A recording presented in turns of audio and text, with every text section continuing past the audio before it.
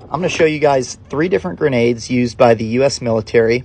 The first being the Mark II, otherwise known as the pineapple grenade. The second one I'm going to show you guys is the M67 grenade, which is still in use, also known as the baseball grenade for its design. And the last one I'm going to talk about is the M26, otherwise known as the lemon. I'm going to give you guys a brief history on all 3 of them. The first one I'm going to talk about is the Mark II, which was designed after the French F1. If you look up the French F1, it looks very similar to the Mark II, with the artificial weak points you see with the serration to blow larger chunks at high velocities. Created in 1918 and then used pretty much through the whole duration of World War II.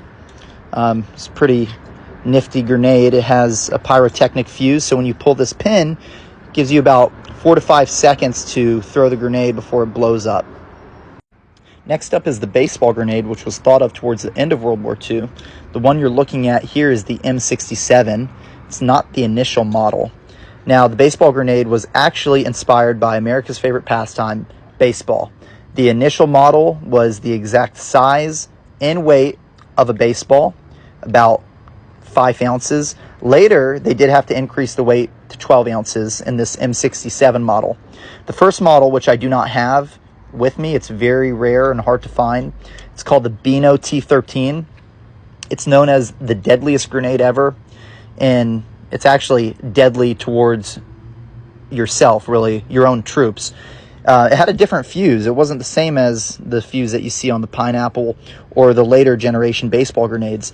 It was an impact sensitive fuse, and what was happening was these grenades were going off in soldiers' pockets. If they bumped into something, if they bumped into someone, it was absolutely disastrous, and it was scrapped rather quickly, but it did kill a lot of soldiers before it was scrapped.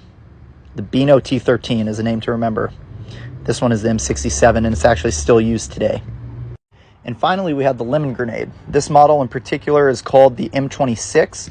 It was designed in 1957 during the Korean era, and it really met all the criticism of the pineapple grenade. It ditched the serrations. It turned out these were not blowing the fragments that it should have, and so they used a smooth finish all around, so it created really excellent fragmentation, just like the baseball.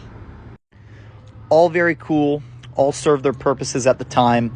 These blue caps that you see are because these are actual military trainers. They don't have the fuse inside. You can twist this off and, it feels like a real grenade, but it is a dummy, totally safe.